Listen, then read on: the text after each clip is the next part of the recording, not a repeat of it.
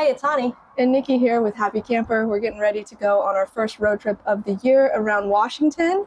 We're going to visit all the national parks, Olympic National Park, Mount Rainier, North Cascades, and then we're going to end watching a show at the Gorge. If it's your first time with us, hope you enjoyed this video. Let's go.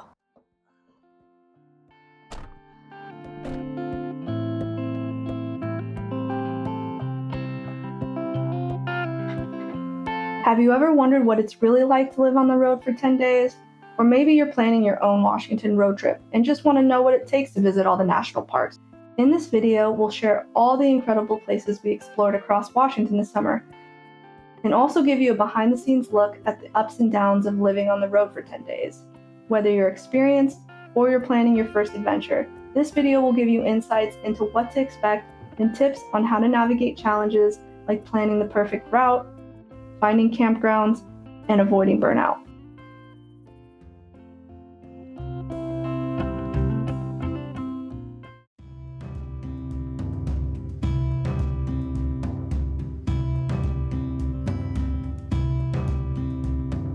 We started our trip in the San Francisco Bay Area.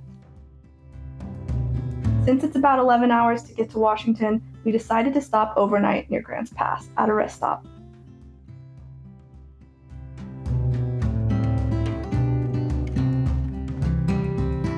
Good morning from Oregon. We ended up pulling into a rest stop late last night around 12 a.m. It was late. We were super tired. We got here, went to sleep, and now we're going to head on into Portland.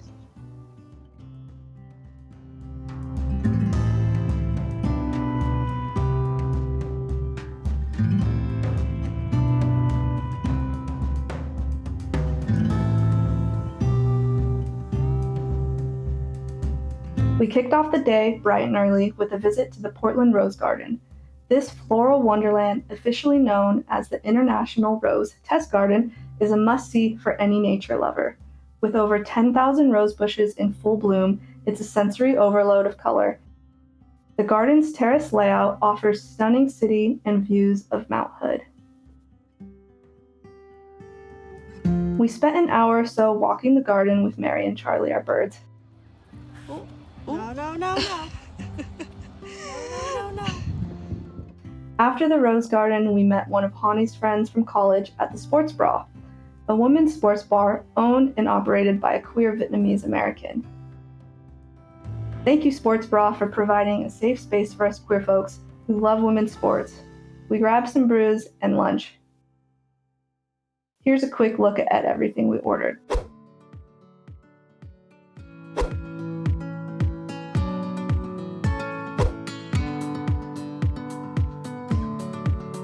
Now let's talk about our first road trip challenge. Where do you even start when planning a road trip? Planning a road trip can be overwhelming, but our approach usually involves planning around a set number of days or a special event. For example, this trip was built around visiting family and seeing Odessa at the Gorge. Plus, we're trying to visit all the national parks, so our goal was to see all 3 parks in Washington in just one go. A great tip is to plan trips around holidays like July 4th. Once you've nailed down your destinations, it's time to start researching potential stops.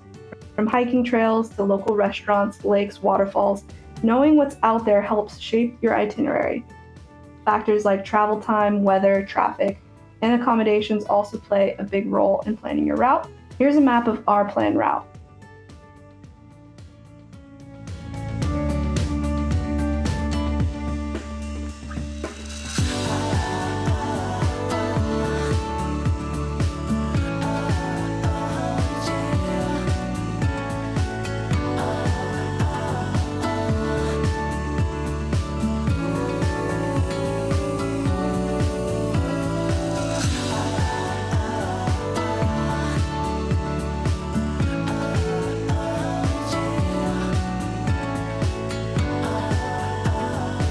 Our first stop in Washington was Schaefer State Park. Schaefer State Park is off the beaten path, nestled along the Satsop River. The park has lush forests, serene river views, and a peaceful ambiance. Well-maintained trails are perfect for hiking, and the river offers opportunities for fishing, swimming, and picnicking. We arrived a little later than planned, but quickly set up camp and enjoyed a peaceful riverside setting. I can feel it everywhere. Every color seems to bloom, and there's light in every room.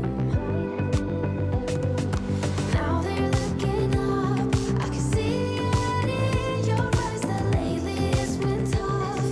But now the sun is rising, and we're new people. Let's be new people. There's so much. Don't let me down, down, down. Don't let me down, down, down. I wanna be up, up, up, so high. 'Cause I've been down, down, down. I've been down, so down, and now I'm done. I'm aiming for the sky. Don't let me down. Don't let me down. Don't let me down. Don't let me down. For the sky. We wanted to arrive earlier to hang out by the river, but got stuck in Portland rush hour. We decided to check out the river, but only for about an hour and a half or so to wind down after the long drive. After checking out the Satsop River, it was time to cook dinner. We made a caprese pasta salad and enjoyed some tuna melts on homemade sourdough bagels.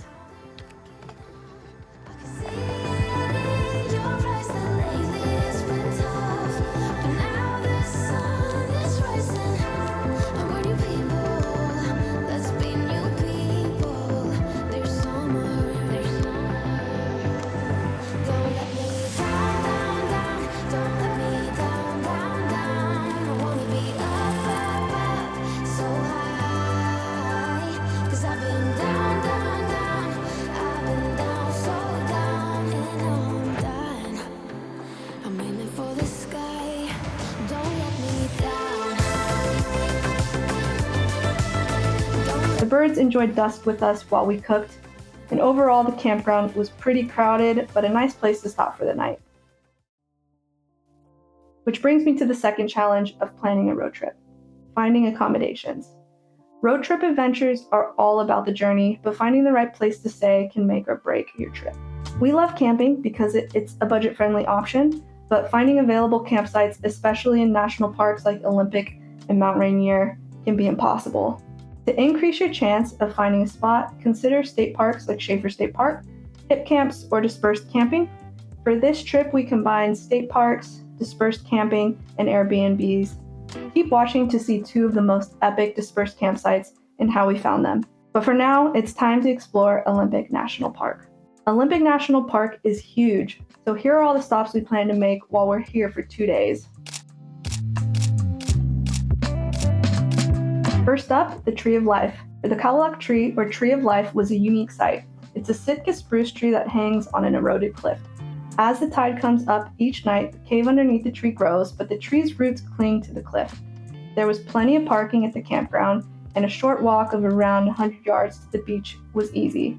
It was a quiet morning, and Hani helped a few couples take cute photos with the tree, as always. While some people explored the cave beneath the tree, we opted to respect the ecosystem and avoid disturbing the tree's root system. I didn't want to get crushed by a tree. Here's another road trip tip. Get up early and try to reach your destination before 8 or 9 a.m. The park didn't really start getting busy until around 10 or 11. Next, we visited Ruby Beach. Ruby Beach is a popular spot known for its dramatic sea stack and driftwood formations. While we enjoyed the leisurely 1-mile stroll and taking in the coastal scenery, the overcast weather didn't quite meet our expectations for a beach day. We were a bit spoiled living in California, but Ruby Beach has a lot of moody vibes to offer. Looking back, we might have opted to skip this stop to allocate more time for another destination. You'll see why soon.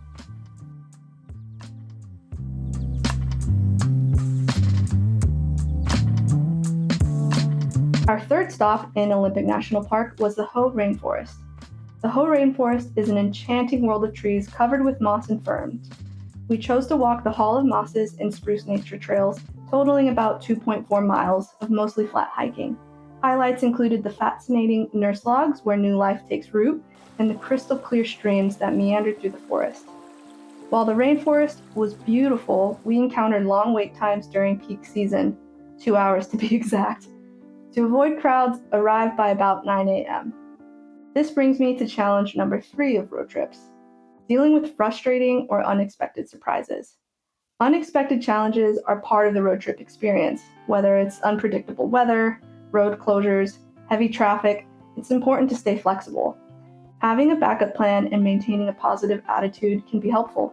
A travel companion can also provide support and fresh perspectives. Hani and I took our 2-hour wait to enjoy the rainforest and take a lot of photos and videos. After the rainforest, we made a few stops in famous Forks. I read all the Twilight books, so it was kind of neat to visit the places the author based her stories off of. There was a gift shop with a map and some information about the town. After we visited Forks, we found a magical dispersed campground to stay at along the Hoh River.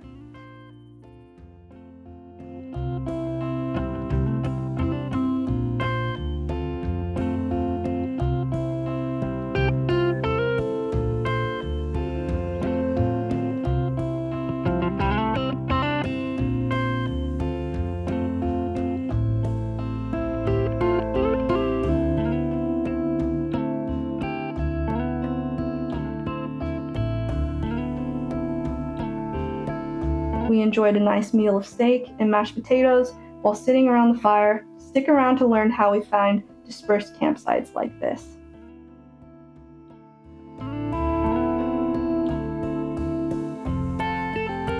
The next morning, we headed out for the day on the lake.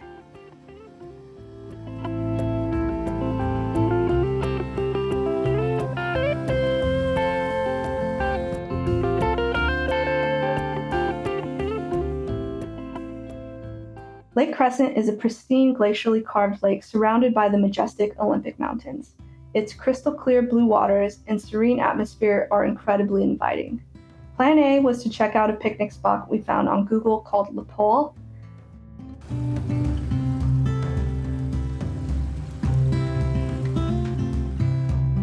So today is day 4 of our 11-day road trip through Washington State. Today is going to be a chill day. We had plans to go out on the Lake Crescent, but it was raining yesterday and this morning, so the water's kind of choppy. Nikki's making breakfast right now, and we're waiting for the lake to settle down. Hopefully it calms down enough for us to get our kayaks and paddleboard out there, but we'll see. After the lake, we plan to go to Sol Duck Waterfalls, and after the waterfalls, we have a reservation at Sol Duck Hot Springs. I'm gonna spend the rest of the day just chilling. Again, it's our rest day, and we can't wait to soak in those hot springs because you know we love hot springs and waterfalls.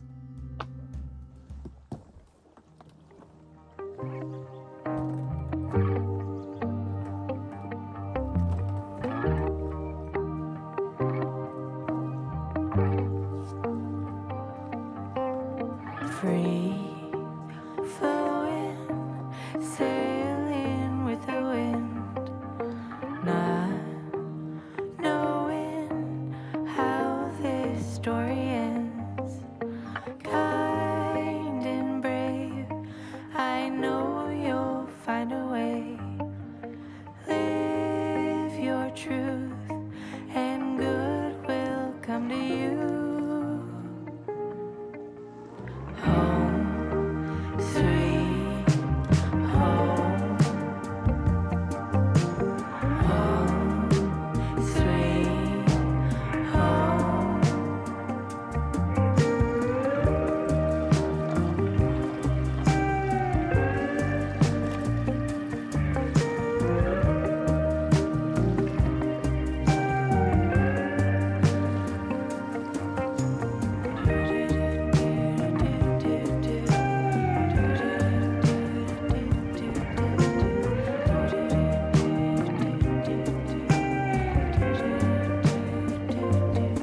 We really only planned to spend a couple of hours at the lake, then pack up to hike to Sol Duck Falls, relax at the hot springs, and camp for the night so we could head to Mount Rainier National Park early in the morning.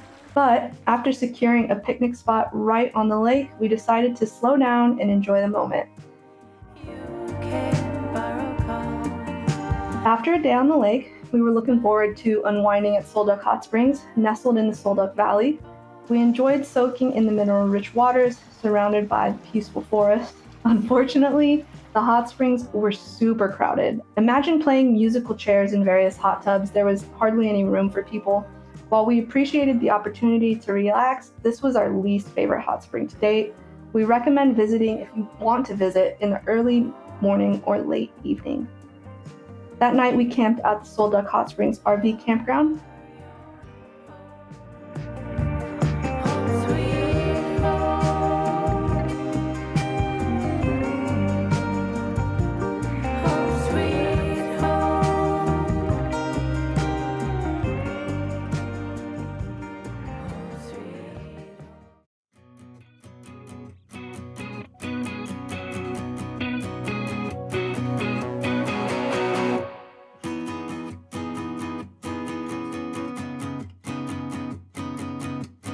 The next morning, we started our day with a 2-mile hike to Solduck Falls. The trail was a beautiful walk through the forest, and the waterfall itself was pretty impressive.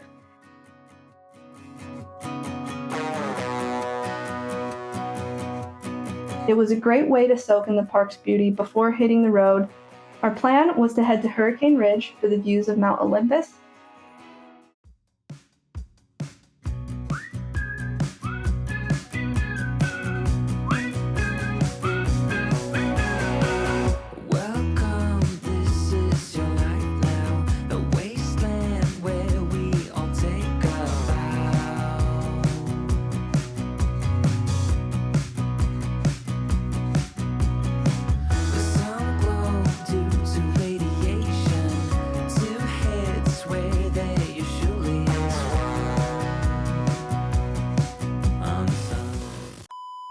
So Honey and I changed our itinerary last minute a little bit, or at least we haven't had reception to check on reservations, and we're trying to get on a ferry right now. And we showed up 20 minutes before it left, and we don't know if they'll have room for us. So we'll see if we'll get to go on the ferry. A few moments later.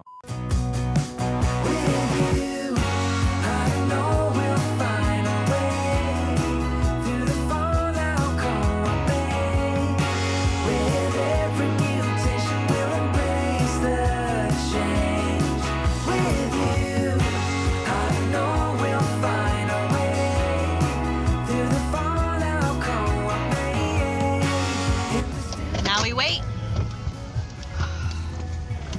Ready to go on the ferry? Yeah, we had to drive 40 minutes to another ferry Why? because the other ferry was full. We didn't book reservations because of our last minute change, and the 2 o'clock was full and the 3:30 was full, and we would have had to wait until 5. So we drove 40 minutes to the other ferry, and we're getting on the next one at 4 o'clock.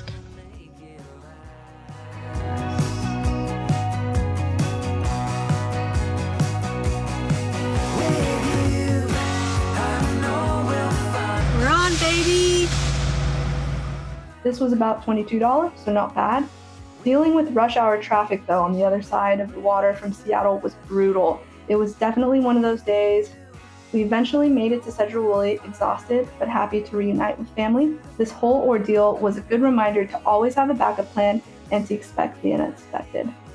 Which brings me to challenge number 4. How do you get the most out of a road trip without getting burnt out and feeling like you need a vacation from your vacation? Today was a prime example of that. We packed in too much, we should have booked the ferry ahead of time and ended up driving extra hours. To avoid burnout, what we usually do is balance our itinerary with a mix of active and chill days. For instance, we'll do a couple of hikes one day and spend the next relaxing by the lake. The next morning, we set off on an adventure with the family to North Cascades National Park, a pristine wilderness often called the American Alps for its rugged, towering peaks and glaciers. The park is a hiker's paradise, with countless trails offering breathtaking views of snow-capped mountains and alpine meadows. The North Cascades offer a secluded escape for those seeking solitude, as it ranks among the least visited national parks. Hold your breath. Hold your breath until the end, Lincoln. Hold it till the end. We're almost there. All right, let it out. Breathe out. I did it. You did it? Our first stop was Gorge Creek Falls. The Gorge Creek Falls Trail is a short yet rewarding hike that showcases the park's stunning waterfall. The trail leads to a viewpoint overlooking Gorge Lake, where you can see the beautiful turquoise water. We didn't complete the entire loop trail, but the hike was a great warm-up for everybody, including Hani's nephew. The next hike was Rainy Lake. Rainy Lake is a must-see in North Cascades National Park. The glacier-fed lake is surrounded by towering peaks and is just gorgeous. The easy trail leads to crystal clear waters that reflect the surrounding mountains and is about 2.3 miles out and back. Rainy Lake reminded me of the glacial lakes in Rocky Mountain National Park. The views were stunning and unlike anything we've seen in California. We enjoyed a snack and a break before heading back to the car.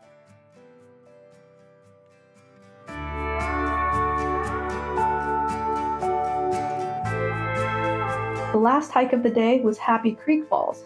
Happy Creek Falls is another great hike in the North Cascades. The 2.8 trail through the forest was quiet, and as we approached the falls, we began to hear the rushing water.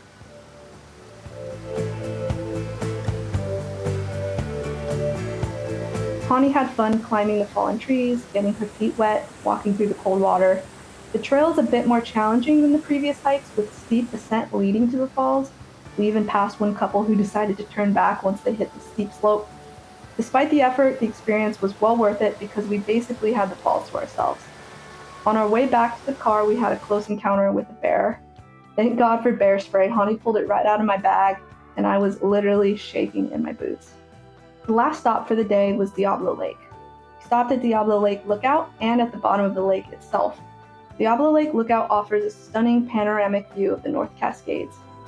The turquoise water surrounded by rugged mountains and dense forests are something else. The unique color of the lake is caused by glacial rock flour suspended in the water. The rock flour particles are so small that they float and they reflect green light, which makes Diablo Lake look like a milky teal color. We enjoyed taking in the breathtaking scenery from the lookout and stopped at the lake itself to experience the water firsthand. We didn't get in though, it was cold. After a long day of exploring the park, we returned home, enjoyed a delicious pizza, and spent some more quality time with the family.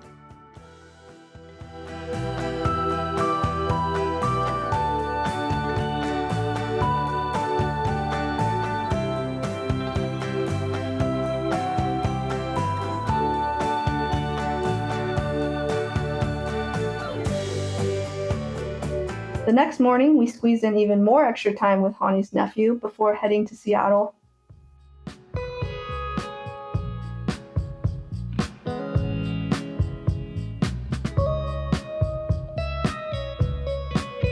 It was July 4th weekend, so we wanted to explore the city. We got an Airbnb in a vibrant neighborhood, planned to catch the fireworks, and hang out with friends before securing last-minute tickets to Mount Rainier National Park. Our first stop was Pike Place Market. This Seattle icon is bursting with energy if you've ever been there. We've both been there before, so we opted for a leisurely stroll, checked out some art, and eventually got overwhelmed and wanted to get out of there. Before that walk, though, we were craving a nice cold beer, so we headed to Old Stove Brewing. Located on the outskirts of the market, Old Stove Brewing had great beer and great views. We enjoyed some fresh oysters, a burger, and clam chowder. The oysters were great, and the chowder was mid, but we'd go back. After lunch, we made our way to the Seattle Center. Hani has been wanting to check out the Chihuly Garden and Glass Museum, so we finally made it happen. The garden and sculptures are really cool. Outside, they had someone creating a glass cup so you could get an idea of how the sculptures are made. General admission was $35 a person, which we thought was pretty pricey, but we're still glad that we went.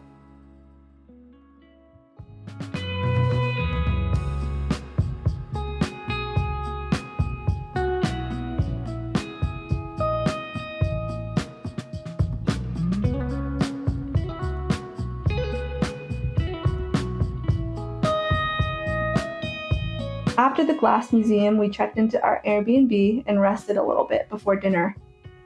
We decided to splurge on dinner at Asadero Ballard. Known for its perfectly grilled meats and cozy atmosphere, it was the perfect spot for a special meal. The menu had a ton of options, which made it hard to decide. Our server wasn't super friendly or helpful either. We eventually settled on a Wagyu steak, which was good, but not mind-blowing. I think the more that we travel, the more we realize we're spoiled living in California. The food is just so good here.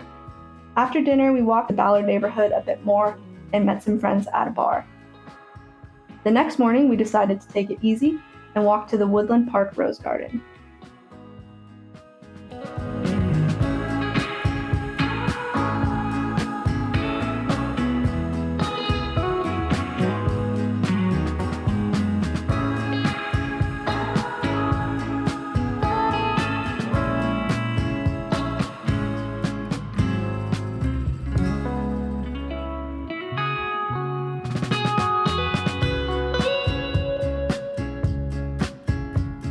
We spent the rest of the day with Hani's friends nearby.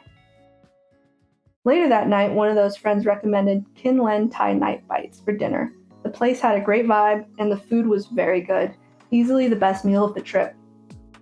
Sharing dishes with the bigger group also meant that we could try almost everything on the menu, but beware, the spice levels can sneak up on you at this restaurant.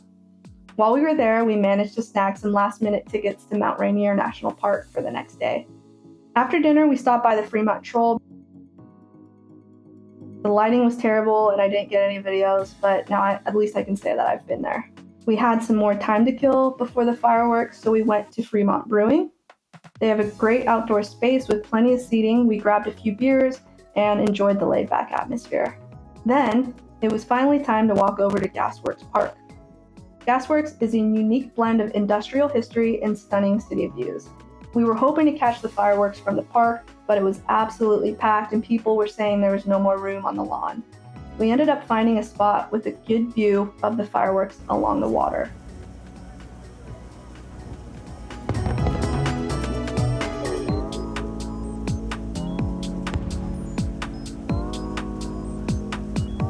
After the fireworks, we stopped by another bar called The Dock for another round. We ended up singing karaoke and hanging out for a while. I have to say, the folks in Seattle are so nice. These couple of days in the city made Washington, Seattle one of our top cities.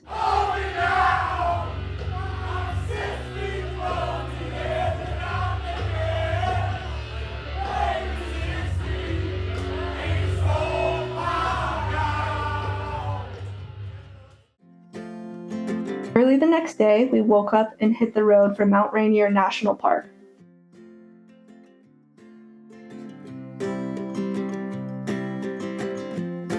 The first waterfall we stopped at was Christine Falls. Christine Falls is a picturesque waterfall. It's framed perfectly by a historic stone bridge and it's easily accessible. There was a short, steep walk down to the falls and ample parking in the morning.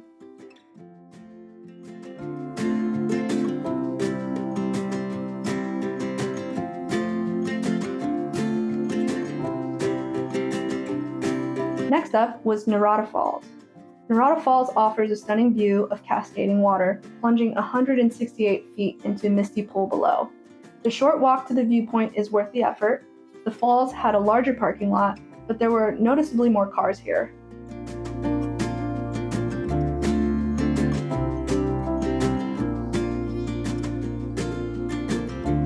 And last but not least, Myrtle Falls.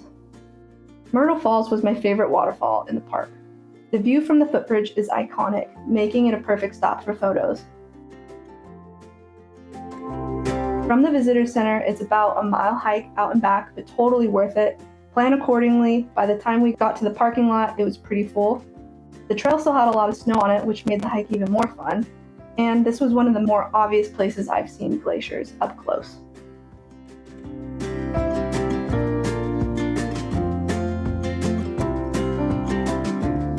After the waterfalls, we visited Reflection Lake.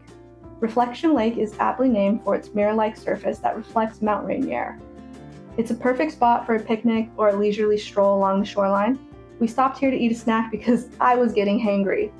And our last stop in the park was Tipsoo Lake. Tipsu Lake, which is located near Chinook Pass, is also known for its stunning reflections of Mount Rainier, especially at sunrise or sunset. It's a perfect place for a quiet walk or to simply enjoy the mountain views. Natchez Peak was a recommendation from some of our friends, and while we didn't do the hike, we went to the trailhead to see Tipsu Lake from higher up. If we had arrived a month later, we would have been able to see a lot of wildflowers in the park, and we're a little bummed that we didn't. After Mount Rainier, our next stop was Cascades Lake. This was somewhere between Mount Rainier and the Gorge, where the finale of our trip ends seeing Odessa. After a few hours of driving, we reached Cascades Lake. Dispersed camping at Cascades Lake was great. With no formal campsites, it's a perfect spot for those seeking solitude and a more rugged camping experience. The lake's tranquil setting is ideal for fishing, kayaking, or just relaxing by the water. We chose this lake because online it looked like you could camp right up next to the water, which gave us another opportunity to paddleboard and kayak. We loved our campsite at Cascades Lake, but it was crowded and noisy. Being on the lake was great, but inconsiderate campers were on dirt bikes and quads, revving their engine at 7 in the morning, waking us up.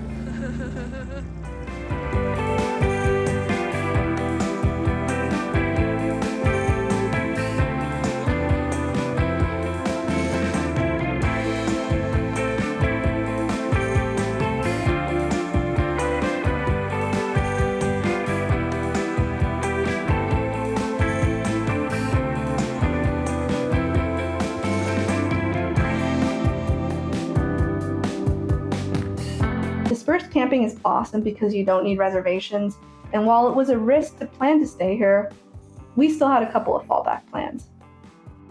Wondering how to find a perfect spot for dispersed camping like this? We use apps like iOverlander and Google Maps.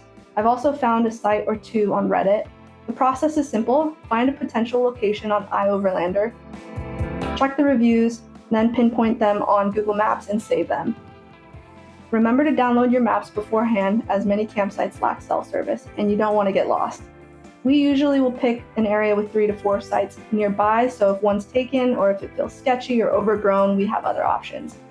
Last, be aware of local regulations for dispersed camping. In Washington, a Discover Pass is often required, while in California, BLM land doesn't usually need one. However, in California, most months of the year you're going to need a fire permit.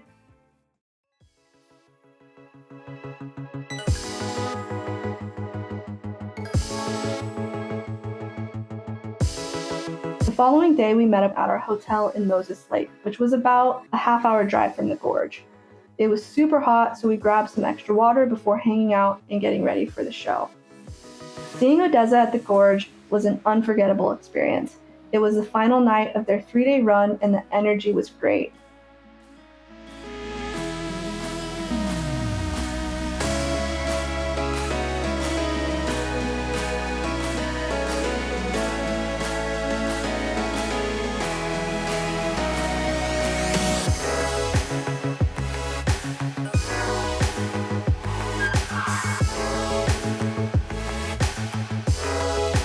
Unfortunately, the encore was cut short when a firework set fire to a nearby field. Connie, our safety specialist, got us out of there ASAP. Fortunately, the fire was quickly contained, though it added a dramatic twist.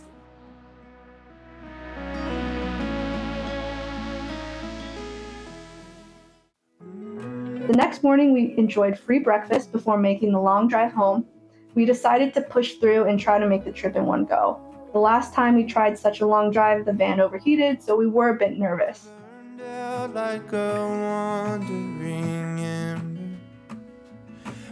Oregon's volcanic Legacy Scenic Byway was stunning. There were so many snow-capped mountains contrasted against the flat farmland. After a 13 to 14-hour journey, we arrived home. I barely remember anything after that except being happy to have a shower and a bed to sleep in. After 3 national parks, 2 major cities, family time, and a concert at the Gorge, we were both exhausted. Looking back, are there things we would have done differently? Probably, but overall, I look back at this trip and I think it's one of the best road trips we've been on yet. It had the perfect balance of nature, friends, fun, and relaxation. If you like this video, let us know in the comments below. We'd love to answer any questions you have about the places we visited too. We always try to respond to everyone quickly. If you want to see more content like this, like, subscribe, and share this with someone you want to visit Washington with. Thanks for watching. In the end, what I found was nowhere near